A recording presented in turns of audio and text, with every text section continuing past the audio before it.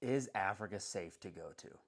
That is probably the most number one, that's not even probably, that is the most number one question. So I'm going to debunk the topic right now.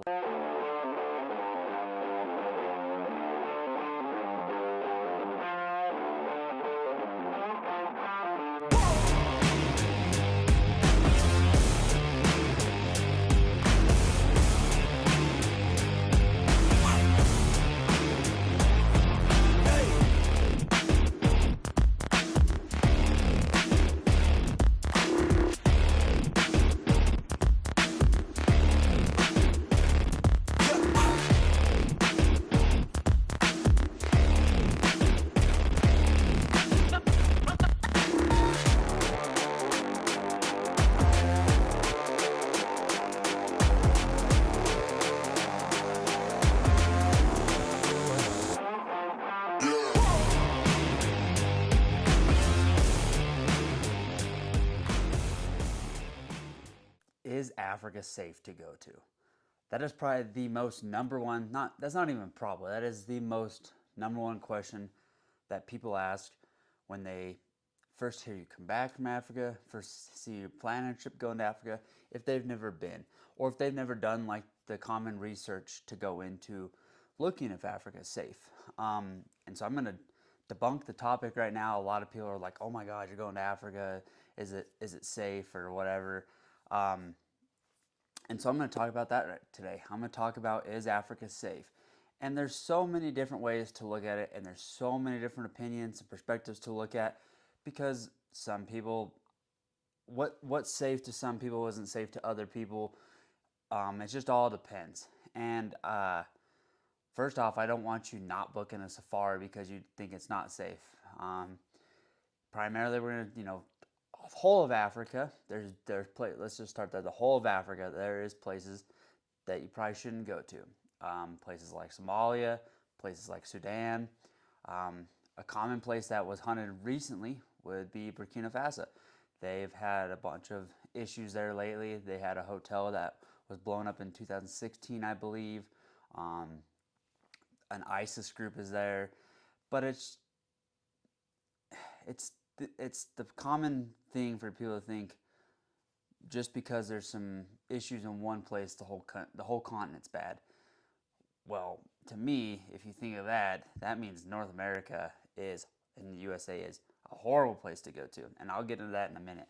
Um, Through some research that I've done here, but going on a safari to like South Africa and Namibia, like you shouldn't be worried about it. You shouldn't be worried about going there because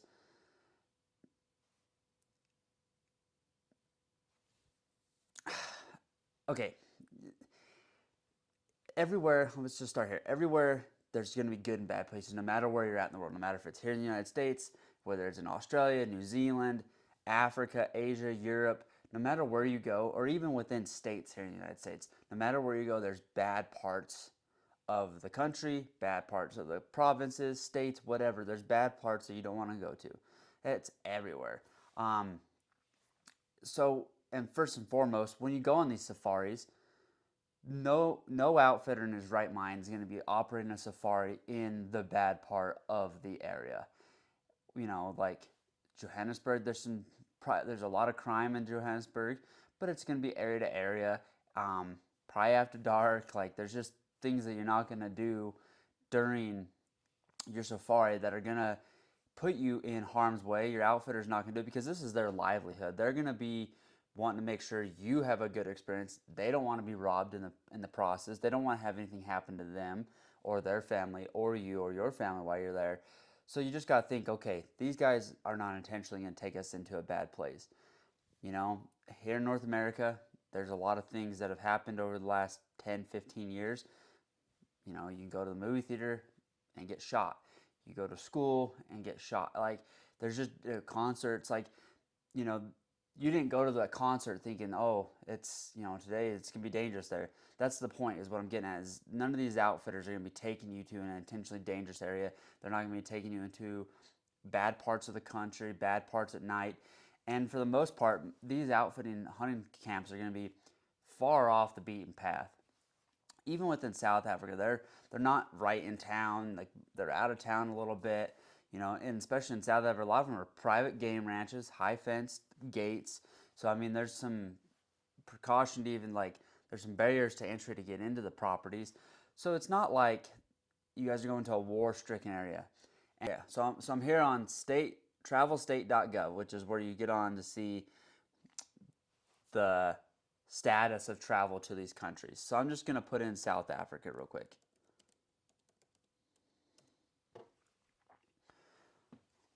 It takes a second to load. So South Africa, it's a level 2, exercise increased caution. South Africa due to crime and civil unrest. Now, what's the definition? That's the hard part. Is what level of crime and what level of civil unrest gets it to the level 2? Because it goes level 1, level 2, level 3, and level 4. Level 1 is exercise normal precautions. Level 2 is exercise increased caution. Level 3 is reconsider travel, and level 4 is do not travel. Places like Afghanistan, that's do not travel. There's even places within Africa that say do not travel, and there's places that say reconsider travel. And I'll get into that here in a second, a little bit more. But with South Africa, on here it says due to crime and civil unrest. Again, where is the crime at? Where is the civil unrest at? Is it in one place? It's not the whole country, I'll tell you that for the civil unrest part. And the crime's not, the crime happens everywhere. There's crime here in my little town in Wyoming. There's a bunch of crime in LA. There's a bunch of crime in New York. It's like, how much crime is there? What kind of crime is it? So on and so forth. You got to look at it that way. You got to look at it with the broad spectrum as, okay, why is this saying so much crime here, so much crime there, and what kind of crime is it? And then same thing, let's do Namibia, because these are two very common destinations for the first time safari goers. So Namibia is a level 2 due to crime, not civil unrest, due to crime. Okay, again, is it in Windhoek? What part of, where's all this crime happening at? What kind of crime is it? And so when you're on this website, you got to take it with a grain of salt, because they don't tell you how many robberies a day equals get you to this threshold. You know what I mean? Like it's not plain and simple telling you exactly how bad it is or how not bad it is. So then I thought it would be fun to kind of look this up. So I looked up, is America safe to travel to? And it's kind of hard because some of these other countries don't have the exact similar type of website, but the UK has one here, and I'm on the UK's travel kind of website, similar to what we have in North America with that travel state one. And so, foreign travel advised, USA, safety and security, terrorism. There's a high threat of terrorism attack globally affecting UK interests and British nationals, including from groups of individuals who view the UK and British nationals as targets. Stay aware of your surroundings at all times. Terrorism in the US, and this has one of those, exclamation points. Terrorists are very likely to try and carry out attacks in the U.S. Like, that's on the UK website. So other countries are thinking we are very high risk, or at least I would say this to me, like compared to what the U.S. has for the travel thing, we'd be like level 3, because this is like talking about terrorism, crowded areas, transportation networks, and public events. They're listing the things that I started out with by saying, like, we've had movie theater attacks, we've had, concert attacks, school attacks, but yet we're pretty hypocritical about what we say about other countries. And especially when you listen to, like, the media, like Fox, CNN, and all that, they tell you that all these countries are horrible, U.S. citizens shouldn't go there, you got to be safe, shouldn't travel there. You guys got to think, take it with a grain of salt. Take it toward the news. People go to the war-stricken parts. They're going to the bad spots. They're not going to the sunny. I went to Pakistan, and when I was super safe. I felt comfortable there. But when we landed in Karachi, as we were driving out of Karachi, we could see like the coastline, because that's right on the ocean, and we were looking, and it was like a resort. Like there was like these badass looking resorts, cool looking places. Like we were far enough away, I couldn't really see the details of it, but it was like these, you could just see like there was like, I asked them what it was, obviously. I was like, what is that stuff? And they're like, it's resorts. And so it's like, there's cool stuff no matter where you go, and there's great places to be pretty much no matter where you go. Maybe not Afghanistan, like that place probably shouldn't be a place you go to. But like what I'm getting at here is no matter where you go, there's good and bad places. The outfitters aren't going to take you to some far off, you know, war stricken area.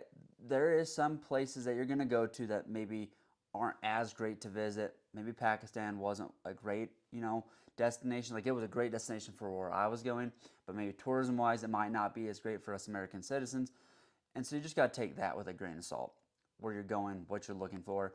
And then, another aspect of the whole thing is it's safe to go to Africa because of diseases and stuff like that. So we're going to go over here to the CDC. Now, a lot of people think, oh, you got to have, all sorts of vaccinations, all sorts of shots to go to Africa. And that is true and not true. For the most part, you just need a malaria prophylax in most parts of Africa, especially southern Africa. We'll go with that. Most parts of the popular places to go in Africa. We'll put it that way. Again, I'm kind of emphasizing on the Namibia and South Africa stuff. You got to pay attention to where you're going to. Dial in exactly what part of these countries, because some countries, yeah, there is higher malaria, there's yellow fever, typhoid, there's just different diseases, but there's different diseases here in the United States. We have a lot of West Nile here in Wyoming through mosquitoes, stuff like that. We had COVID-19, it's just like we've had swine flu, we've had all this other stuff even here in the United States. But I'm just going to look up here. Let's just type this in: malaria in South Africa. Oh, this is pretty interesting. This is on National Library of Medicine.gov. So it should be a factual website. I'll go back down to this thing here. It says South Africa has achieved an 87% reduction in malaria cases, with a decline from 64,000 cases in 2000 to only 8,000 cases in 2020. So, and again, like for people that live within Africa, they can't be taking malaria medicine. It's not like you can't take malaria medicine every day for your entire life. It's bad for you to do that. There's no way you can do that. You'd build immunity to it. Like you can't do that. Like a lot of PHs have had malaria because they can't take the medicine that we take when we go over to Africa. So you got to think of it that way. I don't know how many cases come from travelers and visitors and tourism, but a huge case of this is going to be within residents of Africa, of South Africa, of the countries, because they cannot take this medicine that we would take. So what we do is just go get a prophylax, a malaria prophylax, and there's different ones and there's different ways of taking it. Like some say you got to start 3 days before you travel. Some say you start the day of travel. So it just kind of depends on which one you get. But just read the bottle, go see your physician. Like I'm not giving you medical advice. Go talk to your physician. But what I'm saying is it's safe to go there. You just got to plan ahead and know ahead of time. There's a lot of malaria-free stuff within South Africa. If you're worried about it, just get the prophylax and take it. It's just a pill. If you're worried about within South Africa, and talk to your outfitter too. Ask them where you're going to be, because some outfitters, they kind of bounce around throughout South Africa. Some might be based within the Eastern Cape, but you might want to go after species that are Limpopo based, so they'll have a camp up there. So you want to talk to them, figure out whether, hey, do I need malaria medicine? What do I need there? And then same within Namibia. There's places within Namibia that you'll need it, places in Namibia that you won't need it. But again, if you're worried about it, just get it ahead of time and take it to be cautious. There's nothing wrong with being cautious, but don't go into it thinking, oh, Africa's full of diseases, you're going to die if you go over there, because that's the farthest thing from the truth. Africa is a beautiful, amazing country. And like I've stated, we have diseases here, we have crime here, we have all sorts of stuff here in the United States. And I think we kind of just, since we live here, we just kind of let it blow by us. To where if like someone from the UK or even from Africa is researching coming to America, they're thinking of the same things you're thinking about going over there. They're worried about crime. They're worried about, what kind of diseases can we get? what to look out for, what not to do. Like, it's just all perspective. We kind of, I think, get too comfortable living here, that we kind of turn a blind eye almost to the things around us and see past the bad, which is great. You got to see past the bad. But then we look at these other countries and we see what the news is saying, and we think, boom, it's all bad everywhere else. I think we just need to take everything with a grain of salt, do some better research, talk to your outfitter about whether there's the diseases and medicines you need to have. Some countries require yellow fever. That's like going up into Cameroon and Congo, like places like that. CAR, you're gonna need yellow fever. But the thing is you want to make sure ahead of time that you're planning. Go visit these websites, but again, take them with a grain of salt, because this travel state one, it's saying that there's crime and civil unrest within South Africa, crime within Namibia. Like, what's the definition of crime? And the population of Namibia is very small population, so is the percentage of crime compared to the population big? Like, it's just, again, you got to take it with a grain of salt. It's super safe to me. And like I've said before, these outfitters aren't going to be taking you guys into dangerous areas. They're not going to be putting themselves in danger, because this is their livelihood. This is how they make their money. They want to make sure that when you go over there, you have the greatest experience that you can possibly have. They want you to be able to come back home to United States, Mexico, Canada, UK, wherever you're from. They want you to go back home and say, that was an exceptional experience. I had a great time. I want to go back. And they want you to be able to send your friends over to them. Because, like if you own a store, you have someone come in, they buy a product, and they enjoy it, you want them to buy it again or refer a friend or, whatever, refer somebody. And that's the same way this business works within the hunting industry. They want you guys to have an exceptional experience beyond your imagination, have a great experience, and be able to come back, send friends, and keep the ball rolling like that, because that's how everything works in life. They're not in it just to, take you somewhere to where you are kidnapped or murdered. Like, that's just, they're not in the business of that. So take these websites with a grain of salt. Again, study them, because if you look up different places wanting to come to the United States, they see the same thing. They see the terrorism type thing. They see all these crime rates. And we have some cities that are absolutely brutal, like brutal cities here in the United States that are after dark. There's places you definitely don't want to be, like Chicago, LA, New York. Like, there are some very crime-stricken cities in the United States. But a lot of people still want to go to New York. A lot of people still, well, maybe not want to go to LA as much anymore. But before, it was like everyone wants to go to LA, It's just, you got to know that these people are here to take care of you. They're going to take you to the great places. You're going to have the best experience possible in the hands of a good quality outfitter. Now, they're like everything else. There's shady outfitters. There's ones that are fly-by-nights. There's people that are in it for the quick buck. Again, they're still not going to take you to a crappy area, because that's definitely how they're making their money. But if you're going with a quality outfitter, they're going to make sure that you are having the best experience possible and enjoying that safari. And again, they want you to come back and refer a friend. So think twice before you think South Africa or Africa in general is dangerous. Think twice before you think Africa is full of rampant diseases. Just do a little bit of research. Check out these websites. I'll put them in the link below. But again, take them with a grain of salt. Go see your physician about any medicines that you might need, any prophylaxis or shots, vaccinations that you might need about going to these countries. At the primary children's, or not primary children's, but the Utah, University of Utah. Sorry, I'm just looking this up for you guys. So at the University of Utah, they actually have a travel clinic, and I was just trying to get to this thing where you can get travel immunizations and consultations. So this is where I go get my yellow fever, my typhoid. This is where I've got all my stuff, and that's why I have a folder of it all. It's great to be able to go to places like this, and they have University of Healthcare. Like, they have all sorts of different stuff within this website. Insect-borne diseases. They have YouTube videos on this. Decreasing your risk of respiratory illness, vaccinations for preventable travel-related diseases. They have like YouTube videos on this. So I'll even put this in my description, or in the description below in the show notes for you guys, because pre-travel consultations. Like go get this stuff. You know, maybe you don't live in Utah or anywhere nearby. There's gonna be a hospital probably for you guys to find it, because I do live kind of in BFE. If I can find one within a couple hours, you guys can find one within a couple hours.